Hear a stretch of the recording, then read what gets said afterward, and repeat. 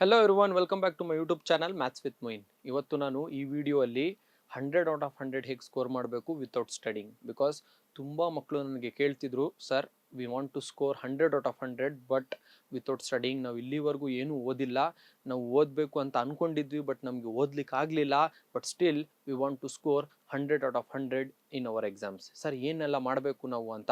So ಈ ವಿಡಿಯೋನು ಕಂಪ್ಲೀಟಾಗಿ ನೋಡಿ. ಈ ವಿಡಿಯೋ ನನ್ನ ಸ್ಟೂಡೆಂಟ್ಸ್ ಕೇಳಿದರು, ಸರ್ 100 ಔಟ್ ಆಫ್ 100 ಸ್ಕೋರ್ ಮಾಡಲಿಕ್ಕೆ ಏನೆಲ್ಲ ಮಾಡಬೇಕು ಹೇಳಿ ಸರ್, ದಯವಿಟ್ಟು ಹೇಳ್ಕೊಡಿ ಸರ್ ಅಂತ. ಸೊ ನಾನು ಖಂಡಿತ ನಿಮಗೋಸ್ಕರ ವಿಡಿಯೋ ಮಾಡ್ತೀನಿ, ಹೇಳ್ತೀನಿ ಅಂತ ಹೇಳಿದ್ದೆ. ಸೊ ಇವತ್ತಿನ ವಿಡಿಯೋ ನಿಮಗೋಸ್ಕರ. ಸೊ ನಿಮ್ಮ ಫ್ರೆಂಡ್ಸ್ಗೂ ಕೂಡ ಈ ವಿಡಿಯೋ ಶೇರ್ ಮಾಡಿ, ಬಿಕಾಸ್ ಅವರು ಕೂಡ 100 ಔಟ್ ಆಫ್ 100 ಸ್ಕೋರ್ ಮಾಡಬೇಕು. ಬಿಕಾಸ್ ಅವರು ನಿಮ್ಮ ಥರ ಏನು ಓದಿರಲ್ಲ ಮತ್ತು ಓದಲಿಕ್ಕೆ ಅವ್ರಿಗೆ ಇಂಟ್ರೆಸ್ಟ್ ಬರ್ತಿರಲ್ಲ. ಸೊ ಅವರು ಓದ್ದಲ್ಲೇ ಏನು ಓದಿಲ್ಲ ಇನ್ನೂವರೆಗೂ, ಬಟ್ ಸ್ಟಿಲ್ ನಾನು ಆ ಎಕ್ಸಾಮಲ್ಲಿ 100 ಔಟ್ ಆಫ್ 100 ಸ್ಕೋರ್ ಮಾಡಬೇಕು ಅಂದರೆ ಯಾವ ರೀತಿಯಲ್ಲಿ ಇದು ಪಾಸಿಬಲ್ ಅನ್ನೋದನ್ನು ಕೂಡ ನಾನು ಈ ವಿಡಿಯೋಲಿ ಹೇಳ್ತೀನಿ. ವಿಡಿಯೋನು ಕಂಪ್ಲೀಟಾಗಿ ನೋಡಿ. ನನ್ನ ಚಾನಲನ್ನು ಸಬ್ಸ್ಕ್ರೈಬ್ ಮಾಡಿಲ್ಲ ಅಂದರೆ ಹೋಗಿ ಬೇಗ ಸಬ್ಸ್ಕ್ರೈಬ್ ಮಾಡಿ. Coming back directly to the topic, there are totally 3 steps to follow so that you can score 100 out of 100 in your exam without studying.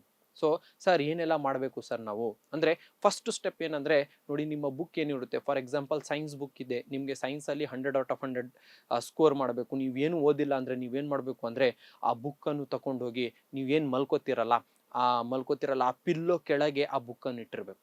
ಕ್ಲೀನಾಗಿ ಬುಕ್ ಓಪನ್ ಮಾಡಿ ಇಟ್ಟಿರಬೇಕು. ಯಾವ ಪೇಜಿಂದ ನಿಮಗೆ ಕಂಟೆಂಟ್ ಬೇಕು ಗೊತ್ತಾಗಬೇಕು, ಆ ಪೇಜನ್ನು ಓಪನ್ ಮಾಡಿ ಇಟ್ಟಿರಬೇಕು. ಅದ್ರ ಮೇಲೆ ಪಿಲ್ಲೋ ಇಡಬೇಕು. ಆಮೇಲೆ ಆ ಪಿಲ್ಲೋ ಹಾಕ್ಕೊಂಡು ಅದ್ರ ಮೇಲೆ ಮಲ್ಕೋಬೇಕು. You should sleep for 7 hours. So ನೀವು 7 hours ಯಾವಾಗ ನಿದ್ದೆ ಮಾಡ್ತೀರಾ, ಆ ಬುಕ್ಕಲ್ಲಿರೋ ಎಲ್ಲ ನಾಲೆಜ್ ಟ್ರಾನ್ಸ್ಮಿಟರ್ ಮುಖಾಂತರ ಏನಾಗುತ್ತೆ ಅಂದರೆ ಪಿಲ್ಲೋ ಒಳಗೋಗುತ್ತೆ. ನೀವು ಯಾವಾಗ ತಲೆ ಅದ್ರ ಮೇಲೆ ಇಟ್ಟಿರ್ತೀರಾ, ಆ ಪಿಲ್ಲೋ ಮುಖಾಂತರ ಆ ಟ್ರಾನ್ಸ್ಮಿಟರ್ಸು ಎಲ್ಲ ತಗೊಂಡು ಏನಾಗುತ್ತೆ ಅಂದರೆ ನಿಮ್ಮ ತಲೆ ಒಳಗೆ, ಬ್ರೈನ್ ಒಳಗೆ ಎಲ್ಲ ಇನ್ಫಾರ್ಮೇಷನ್ ನಾಲೆಜ್ ಟ್ರಾನ್ಸ್ಫರ್ ಆಗುತ್ತೆ. ಯಾವ ರೀತಿಯಲ್ಲಿ USB ಕನೆಕ್ಟ್ ಮಾಡಿದ ತಕ್ಷಣ ನಿಮ್ಮ ಫೋನಲ್ಲಿರೋ ಎಲ್ಲ ಡೇಟಾ ಟ್ರಾನ್ಸ್ಫರ್ ಆಗುತ್ತಲ್ಲ, ಅದೇ ರೀತಿಯಲ್ಲಿ ಬುಕ್ಕಲ್ಲಿರೋ ಎಲ್ಲ ನಾಲೆಜ್ ಏನಾಗುತ್ತೆ ನಿಮ್ಮ ತಲೆಗೆ ಹೋಗುತ್ತೆ. ಇದು ಫಸ್ಟ್ ಸ್ಟೆಪ್. ಸೆಕೆಂಡ್ ಸ್ಟೆಪ್ ಏನು ಮಾಡಬೇಕು ಅಂದರೆ, ನೀವು ಕ್ಲಾಸಲ್ಲಿ ನಿಮ್ಮ ಟೀಚರನ್ನು ಕ್ಲೀನಾಗಿ ಅಬ್ಸರ್ವ್ ಮಾಡಿ ನೋಡಬೇಕು. ಅಂದರೆ ಅವ್ರು ಪಾಠ ಮಾಡುವಾಗ ಕ್ಲೀನಾಗಿ ನೀವು ಅವ್ರನ್ನ ಫೋಕಸ್ ಮಾಡಿ ನೋಡಬೇಕು. ಯಾವ ರೀತಿಯಲ್ಲಿ ಅಂದರೆ, you should imagine in your mind that wifi ಮುಖಾಂತರ, ಕ್ಲಾಸಲ್ಲಿ ಇರೋ ವೈಫೈ ಮುಖಾಂತರ ಸರ್ ತಲೆಯಲ್ಲಿರುವಂಥದ್ದು ಎಲ್ಲ ನಾಲೆಜ್ ನನ್ನ ತಲೆಗೆ ಟ್ರಾನ್ಸ್ಫರ್ ಆಗ್ತಾ ಇದೆ. Visually you should imagine that sir ಏನೆಲ್ಲ ಎಕ್ಸ್ಪ್ಲೇನ್ ಮಾಡ್ತಿರ್ತಾರೆ ಅಥವಾ ಮೇಡಮ್ ಏನೆಲ್ಲ ಎಕ್ಸ್ಪ್ಲೇನ್ ಮಾಡ್ತಿದ್ದಾರೆ ಕ್ಲಾಸಲ್ಲಿ ನಿಂತ್ಕೊಂಡು, ಅದೆಲ್ಲ ಏನಾಗ್ತಿದೆ ಅಂದರೆ ವೈಫೈ ಮುಖಾಂತರ ಎಲ್ಲ ನಾಲೆಜ್ ನನ್ನ ತಲೆಗೆ ಬರ್ತಾ ಇದೆ ಅಂತ ನೀವು ಅದನ್ನು ಅಸ್ಯೂಮ್ ಮಾಡ್ತಾ ಇರಬೇಕು. ನಿಮಗೆ ಏನಾದರೂ ಸ್ವಲ್ಪ ಆಚೆಗಡೆ ಸೌಂಡ್ ಬಂತು ಅಂದರೆ ಟಂಗ್ ಟಿಂಗ್ ಟನ್ ಅಂತ ನಿಮ್ಗೆ ಅನ್ಕೋಬೇಕು ಎಲ್ಲ ಫೈಲ್ಸ್ ಸಕ್ಸಸ್ಫುಲಿ ನಿಮ್ಮ ತಲೆಗೆ ಟ್ರಾನ್ಸ್ಫರ್ ಆಗಿದೆ ಅಂತ. ಥರ್ಡ್ ಸ್ಟೆಪ್ ಏನು ಮಾಡಬೇಕು ಸರ್, ನಮಗೆ ವಿತೌಟ್ ಸ್ಟಡಿಂಗ್ ನಾವು 100 ಔಟ್ ಆಫ್ 100 ಸ್ಕೋರ್ ಮಾಡಬೇಕು ಅಂದರೆ, you should take 1 pound of bread. ಬೇಕ್ರಿಗೆ ಹೋಗಿ 1 pound ಬ್ರೆಡ್ ತಗೊಬರ್ಬೇಕು. ಆ ಬ್ರೆಡ್ ಸ್ಲೈಸಸ್ ಇರುತ್ತಲ್ಲ, ಆ ಬುಕ್ ಓಪನ್ ಮಾಡಬೇಕು, ಬ್ರೆಡ್ ಸ್ಲೈಸಸ್ ಆ ಬುಕ್ ಮೇಲೆ ಪೇಜಸ್ ಮೇಲೆ ಇಡಬೇಕು. ಕಾಪಿ ಆಗುತ್ತೆ ಅಂದರೆ ಕಾಪಿ ಪೇಸ್ಟ್ ಎಲ್ಲ. ನೀವು ಯೂಶ್ವಲಿ ಏನು ಮಾಡ್ತೀರಾ, ಬನ್ ಅಥವಾ ಬ್ರೆಡ್ ಮೇಲೆ ಮಸ್ಕ್ ಅಥವಾ ಜಾಮ್ ಹಾಕ್ತೀರಾ. ಸೊ ಆ ಥರ ಹೋದಾಗ ನಿಮ್ಮ ಹೊಟ್ಟೆ ಒಳಗೆ ಹೋಗುತ್ತೆ, ನಿಮಗೆ ಎನರ್ಜಿ ಕೊಡುತ್ತೆ. ಅದೇ ರೀತಿಯಲ್ಲಿ ನೀವು ಬ್ರೆಡ್ಡನ್ನು ಬುಕ್ ಮೇಲೆ ಇಟ್ಟಿದ್ದಾಗ ಅದರಲ್ಲಿರೋ ಎಲ್ಲ ನಾಲೆಜ್ ಕಂಟೆಂಟ್ ಆ ಬ್ರೆಡ್ಡಲ್ಲಿ ಬಂದಿರುತ್ತೆ. ಆ ಬ್ರೆಡ್ಡನ್ನು ಕ್ಲೋಸ್ ಮಾಡ್ತೀರಾ, ಆಮೇಲೆ you are going to eat that bread. So ಅಲ್ಲೂ ಕೂಡ ನಿಮಗೆ ಏನಾಗುತ್ತೆ, ನಾಲೆಜ್ ಈಸಿಯಾಗಿ ನಿಮಗೆ ತಲೆಯಲ್ಲಿ ಹೋಗುತ್ತೆ. ಆವಾಗ ಬುಕ್ಕಲ್ಲಿರೋ ಎಲ್ಲ ಥಿಂಗ್ಸು ತಲೆಯಲ್ಲಿ ಹೋಗುತ್ತೆ. ಇಲ್ಲ ಅಷ್ಟು ಎಲ್ಲ ಈ 3 ಸ್ಟೆಪ್ಸು ನಿಮಗೆ ಡಿಫಿಕಲ್ಟ್ ಅನಿಸ್ತಿದೆ ಸರ್, ಇಷ್ಟೆಲ್ಲ ಮಾಡಲಿಕ್ಕೆ ಕಷ್ಟ, ನಮಗೆ ಇದೆಲ್ಲ ಮಾಡೋದು ಕಷ್ಟ ಆಗ್ತಿದೆ ಸರ್, ಇನ್ನೂ ಈಸಿಯೆಸ್ಟ್ ವೇ ಹೇಳಿ ಸರ್ ನಮಗೆ ಔಟ್ ಸ್ಕೋರ್ ಮಾಡಲಿಕ್ಕೆ, 100 ಔಟ್ ಆಫ್ 100 ಸ್ಕೋರ್ ಮಾಡಬೇಕು ಸರ್ ನಾವು ಅಂದರೆ, ನೀವು ಆ ಬುಕ್ಕನ್ನು ತಗೊಳ್ಳಿ, ಜಸ್ಟ್ ಈ ಥರ ಫುಲ್ ರೊಟೇಟ್ ಮಾಡಿ, ಪೇಜಸ್ ಎಲ್ಲ ಪಟ್ ಪಟ್ ಪಟ್ ಪಟ್ ಪಟ್ ಅಂತ ಹೋಗುತ್ತೆ. ಅಥವಾ ಈ ಥರ ಸ್ಕ್ಯಾನ್ ಮಾಡಿ, ಟೊಣ್ ಅಂತ ಸ್ಕ್ಯಾನ್ ಆಗಿದ ತಕ್ಷಣ ಸೈಡಲ್ಲಿ ಇಟ್ಬಿಡಿ.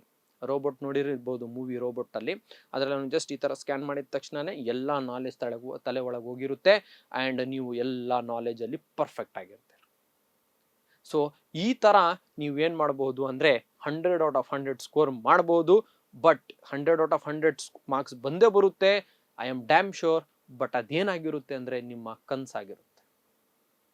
ಬ್ಯಾಡ್ ಲಕ್ ಏನಂದರೆ, ಅದು ಕನ್ಸಲ್ಲಿ ನೀವು ಈ ಥರ ಎಲ್ಲ ಮಾಡಿ 100 ಔಟ್ ಆಫ್ 100 ಬಂದು ಸ್ಟೇಟ್ಗೆ ಮತ್ತು ಆಲ್ ಇಂಡಿಯಾ ರ್ಯಾಂಕ್ 1 ಬಂದಿರ್ತೀರಾ, ಸ್ಟೇಟ್ಗೆ ಟಾಪರ್ ಆಗಿರ್ತೀರಾ, ರ್ಯಾಂಕ್ 1 ಆಗಿರ್ತೀರಾ. ಬಟ್ ಇದೆಲ್ಲ ಆಗೋದು ನಿಮ್ಮ ಕನಸಲ್ಲಿ.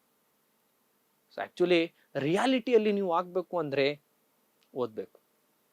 ಇಷ್ಟೊತ್ತು ಈ ವಿಡಿಯೋ ನೋಡಿದ್ರಲ್ಲ, ಆ್ಯಂಡ್ ಇದನ್ನು ಸರ್ಚ್ ಮಾಡ್ತಿದ್ರಲ್ಲ ನೀವೆಲ್ಲ ಯೂಟ್ಯೂಬಲ್ಲಿ ಹೋಗಿ how to score 100 out of 100 without studying ಅಂತ, ಇದ್ರ ಬದಲು ಕೂತ್ಕೊಂಡು ಒಂದು ಅರ್ಧ ಗಂಟೆ ನೀವು ಓದಿದಿದ್ರೆ ಖಂಡಿತ 4 ಮಾರ್ಕ್ಸ್ ಅಂತ ನಿಮ್ಮ ತಲೆಗೆ ಹೋಗ್ತಿತ್ತು.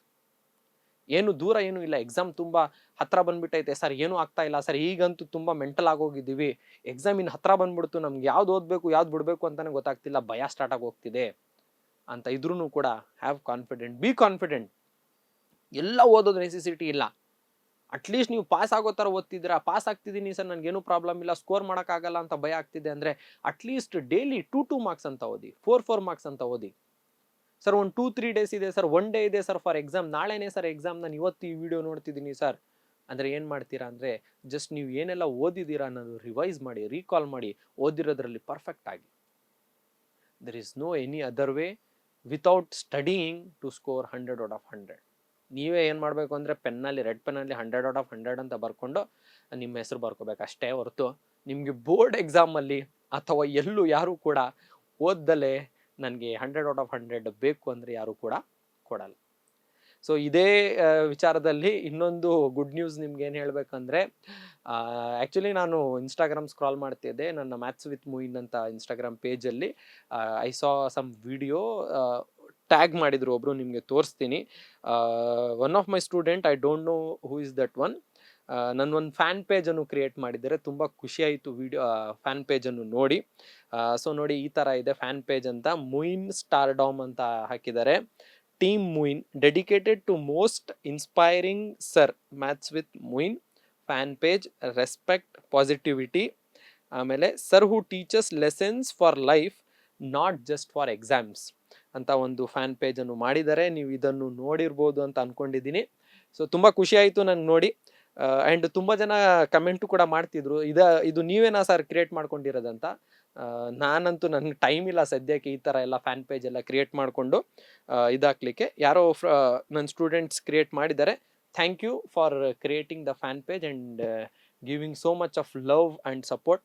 ಇದೇ ಥರ ಸಪೋರ್ಟ್ ಇರಲಿ, ಬಟ್ ಎಕ್ಸಾಮ್ಸ್ ಆದ ನಂತರ ಇದ್ರೆ ಒಳ್ಳೆಯದು.